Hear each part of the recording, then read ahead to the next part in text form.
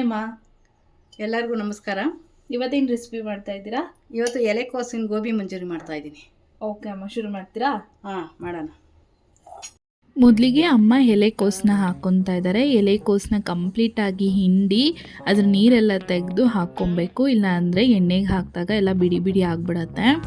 ಅದಾದಮೇಲೆ 1 ಬಟ್ಲಾಗೋಷ್ಟು ಕಾರ್ನ್ಫ್ಲೋರು, 1 ಬಟ್ಲಾಗೋಷ್ಟು ಮೈದಾನ ಹಾಕ್ಕೊತಾ ಇದ್ದಾರೆ.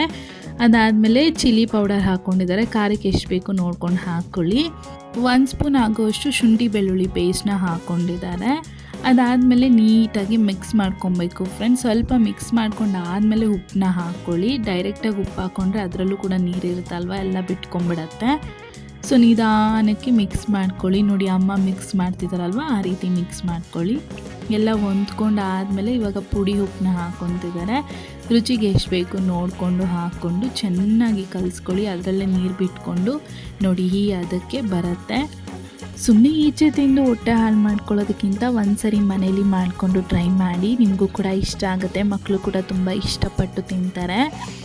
ನೋಡಿ ನೋಡ್ತಾ ಇದ್ದೀರಲ್ಲ ಉಂಡೆ ಯಾವ ರೀತಿ ಆಗ್ತಿದೆ ಅಂತ. ಆ ರೀತಿ ಅದಕ್ಕೆ ಬಂದಾದಮೇಲೆ ಒಂದು ತಟ್ಟೆ ಮುಚ್ಚಿ ಒಂದು 5 ಮಿನಿಟ್ಸ್ ಅದನ್ನು ರೆಸ್ಟ್ ಮಾಡೋದಕ್ಕೆ ಅಂತ ಬಿಟ್ಬಿಡಿ ಫ್ರೆಂಡ್ಸ್. ಎಲೆಕೋಸೆಲ್ಲ ಕಲಸಿ ಇಟ್ಟಾದಮೇಲೆ ಇವಾಗ ನಾವೊಂದು ಸಾಸ್ನ ರೆಡಿ ಮಾಡ್ಕೊಳ್ಳೋಣ. ಅದಕ್ಕಿಂತ ಮುಂಚೆ ಎಣ್ಣೆ ಕಾಯೋದಕ್ಕೆ ಇಟ್ಬಿಡಿ. ಅದಾದಮೇಲೆ ಇಲ್ಲಿ ಸಾಸ್ ರೆಡಿ ಮಾಡ್ಕೊಳ್ಳೋದಕ್ಕೆ 1 ಸ್ಪೂನ್ ಮೈದಾ ಹಿಟ್ಟು, 1 ಸ್ಪೂನ್ ಕಾರ್ನ್ಫ್ಲೋರು, ಹಾಗೆ 1 ಸ್ಪೂನ್ ಆಗುವಷ್ಟು ಶುಂಠಿ ಬೆಳ್ಳುಳ್ಳಿ ಪೇಸ್ಟು, 2 ಸ್ಪೂನ್ ಆಗುವಷ್ಟು ರೆಡ್ ಚಿಲ್ಲಿ ಸಾಸು, ಹಾಗೆ ಒಂದು ಅರ್ಧ ಸ್ಪೂನು ಖಾರದ ಪುಡಿ, ಹಾಗೆ ಒಂದು ಚೂರು ಸೋಯಾ ಸಾಸು ಮತ್ತು ಒಂದು ಅರ್ಧ ಸ್ಪೂನ್ ಆಗೋಷ್ಟು ಉಪ್ಪನ್ನು ಹಾಕ್ಕೊಂಡು ಒಂದು ಸ್ವಲ್ಪ ನೀರು ಹಾಕ್ಕೊಂಡು ಅದನ್ನು ಚೆನ್ನಾಗಿ ಮಿಕ್ಸ್ ಮಾಡಿಟ್ಬಿಡಿ.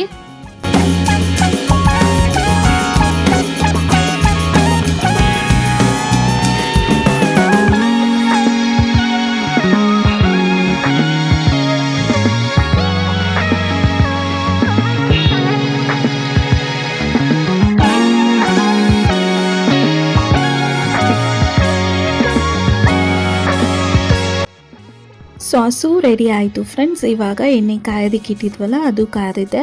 ಎಣ್ಣೆ ಕಾದಾದ್ಮೇಲೆ ಇವಾಗ ಒಂದೊಂದೇ ಉಂಡೆ ಮಾಡಿಕೊಂಡು ಎಣ್ಣೆ ಒಳಗಡೆ ಹಾಕ್ಕೊಳ್ಳೋಣ. ನೋಡಿ ಹಿಟ್ಟು ಎಷ್ಟು ಚೆನ್ನಾಗಿ ಸಾಫ್ಟ್ ಆಗಿದೆ ಅಂತ. ಇವಾಗ ಅಮ್ಮ ಉಂಡೆ ಮಾಡಿ ತೋರಿಸ್ತಾರೆ ನೋಡಿ. ತುಂಬ ಅಂದರೆ ತುಂಬ ಚೆನ್ನಾಗಿ ಸಾಫ್ಟ್ ಆಗಿತ್ತು. ಒಂದು ಸ್ವಲ್ಪನೂ ನೀರು ಹಾಕ್ದಂಗೆ ನಾವು ಹಂಗೆ ಕಲಸಿಟ್ಕೊಂಡಿದ್ದೀವಿ. ನೀರು ಮಾತ್ರ ಸೋಗ್ಸೋಕ್ಕೆ ಹೋಗ್ಬಿಡಿ, ಎಲೆಕೋಸು ತುಂಬ ನೀರಿರುತ್ತೆ ಮತ್ತು ಉಪ್ಪು ಹಾಕಿರ್ತೀವಲ್ವ ಅದೆಲ್ಲ ನೀರು ಬಿಟ್ಕೊಳ್ಳುತ್ತೆ. ಹಾಗಾಗಿ ನೀರೇ ಹಾಕೋಕ್ಕೆ ಹೋಗ್ಬಿಡಿ, ಹಾಗೆ ಕಲಸಿಟ್ಬಿಡಿ. ಚೆನ್ನಾಗಿ ಸಾಫ್ಟ್ ಆಗುತ್ತೆ. 5 ನಿಮಿಷ ಸಾಕು, ಜಾಸ್ತಿ ಇಡೋಕೆ ಹೋಗ್ಬಿಡಿ. ತುಂಬ ನೆಂದುಬಿಟ್ರೆ ಮತ್ತು ಎಣ್ಣೆಲೆಲ್ಲ ಕಲಸೋಗ್ಬಿಡುತ್ತೆ. ಇವಾಗ ಉಂಡೆಗಳನ್ನ ರೆಡಿ ಮಾಡಿಕೊಂಡು ಎಣ್ಣೆಗೆ ಹಾಕ್ಕೊಳ್ಳೋಣ. ಇಲ್ಲ ನಾವು ಡೈರೆಕ್ಟಾಗಿ ಹಾಗೆ ಎಣ್ಣೆಗೆ ಹಾಕ್ಕೊತೀವಿ ಅಂದರೆ ಹಂಗೂ ಕೂಡ ಹಾಕೋಬೋದು ಫ್ರೆಂಡ್ಸ್. ಈ ರೀತಿ ಉಂಡೆ ಮಾಡಿ ಇಟ್ಕೊಂಡು ಹಾಕ್ಕೊತೀವಿ ಅಂದರೆ ಅದು ಕೂಡ ಬೇಗನೆ ಆಗುತ್ತೆ. ನಿಮ್ಗೆ ಯಾವುದು ಕಂಫರ್ಟಬಲ್ ಆಗಿರುತ್ತೆ ಆ ರೀತಿ ಮಾಡ್ಕೊಳ್ಳಿ. ಇವಾಗ ಉಂಡೆಗಳನ್ನ ಅಮ್ಮ ಮಾಡ್ಕೊತಿದ್ದಾರೆ. ಇದನ್ನು ಎಣ್ಣೆಗೆ ಹಾಕ್ಕೊಂಡು ಕರ್ಕೊಳ್ಳೋಣ.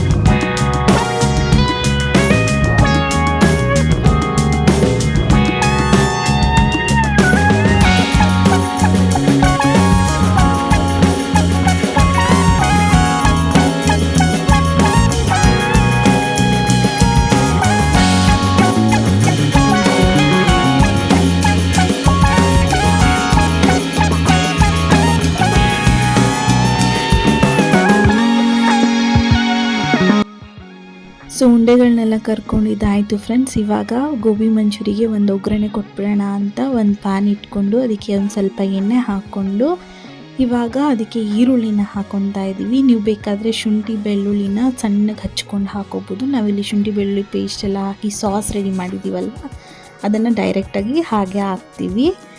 ಸೊ ಇವಾಗ ಈರುಳ್ಳಿ ಹಾಕಾದ್ಮೇಲೆ ಹಸಿಮೆಣ್ಸಿನ್ಕಾಯಿನ ಹಾಕ್ಕೊಂಡು ಸುಮ್ಮನೆ ಹಾಗೆ ಬಾಡಿಸ್ಕೊಳ್ಳಿ. ತುಂಬ ಎಲ್ಲ ಫ್ರೈ ಆಗಬೇಕಂತ ಏನಿಲ್ಲ. ದಪ್ಪ ಮೆಣ್ಸಿನ್ಕಾಯಿನ ಸಣ್ಣಗೆ ಹಚ್ಕೊಂಡು ಹಾಕ್ಕೊಳ್ಳಿ. ತುಂಬ ಅಂದರೆ ತುಂಬ ರುಚಿಯಾಗಿರುತ್ತೆ.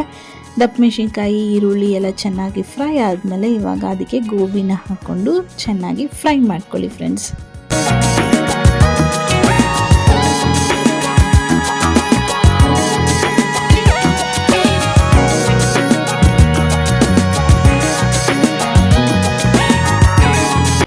ಗೋಬಿನ ಒಂದು ಸ್ವಲ್ಪ ಹೊತ್ತು ಎಣ್ಣೆಲಿ ಫ್ರೈ ಮಾಡ್ಕೊಂಡು ಆದಮೇಲೆ ಇವಾಗ ಅದಕ್ಕೆ ನಾವು ರೆಡಿ ಮಾಡ್ಕೊಂಡಿರೋಂಥ ಸಾಸ್ನ ಹಾಕಿದ್ದೀವಿ. ಸಾಸ್ ಏನಾದರೂ ಗಟ್ಟಿ ಆಯಿತು ಅಂತ ಅನಿಸಿದ್ರೆ ಅದಕ್ಕೊಂದು ಸ್ವಲ್ಪ ನೀರು ಹಾಕ್ಕೊಂಡು ಮಿಕ್ಸ್ ಮಾಡ್ಕೊಳ್ಳಿ ಫ್ರೆಂಡ್ಸ್. ಏನೂ ತೊಂದರೆ ಇಲ್ಲ, ಯಾಕಂದರೆ ಕಾರ್ನ್ಫ್ಲೋರ್ ಅಲ್ವಾ, ಬೇಗ ಗಟ್ಟಿ ಆಗಿಬಿಡತ್ತೆ. ಒಂದು ಸ್ವಲ್ಪ ನೀರು ಹಾಕ್ಕೊಂಡು ಮಾಡಿಕೊಂಡ್ರೆ ಏನು ತೊಂದರೆ ಇಲ್ಲ. ನೀಟಾಗಿ ಗೋಬಿ ಮಂಚೂರಿ ಎಲ್ಲ ಚೆನ್ನಾಗಿ ಸಾಫ್ಟ್ ಆಗೋವರೆಗೂ ಒಂದು ಸ್ವಲ್ಪ ಹಾಗೆ ಕೈ ಆಡಿಸ್ತಾ ಇರಿ. ಲಾಸ್ಟಲ್ಲಿ ಕೊತ್ತಂಬರಿ ಸೊಪ್ಪು ಹಾಕಿದ್ರೆ ಗೋಬಿ ಮಂಚೂರಿ ರೆಡಿ ಆಗುತ್ತೆ ಫ್ರೆಂಡ್ಸ್.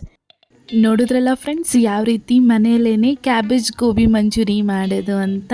ಎಲೆಕೋಸಿನ ಗೋಬಿ ಮಂಚೂರಿನ ನೀವು ಮನೇಲಿ ಒಮ್ಮೆ ಟ್ರೈ ಮಾಡಿ ಹೇಗಿತ್ತು ಅಂತ ಕಮೆಂಟ್ ಮೂಲಕ ಹೇಳೋದನ್ನು ಮರಿಬೇಡಿ ಫ್ರೆಂಡ್ಸ್.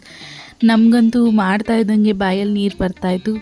ನಿಜವಾಗ್ಲೂ ತುಂಬ ಅಂದರೆ ತುಂಬ ಚೆನ್ನಾಗಾಗಿತ್ತು ಗೋಬಿ ಮಂಚೂರಿ. ನೀವು ಕೂಡ ಒಂದ್ಸರಿ ಟ್ರೈ ಮಾಡಿ ಅಂತ ಹೇಳ್ತೀನಿ. ಮಕ್ಳಿಗಂತೂ ತುಂಬ ಅಂದರೆ ತುಂಬ ಇಷ್ಟ ಆಗುತ್ತೆ.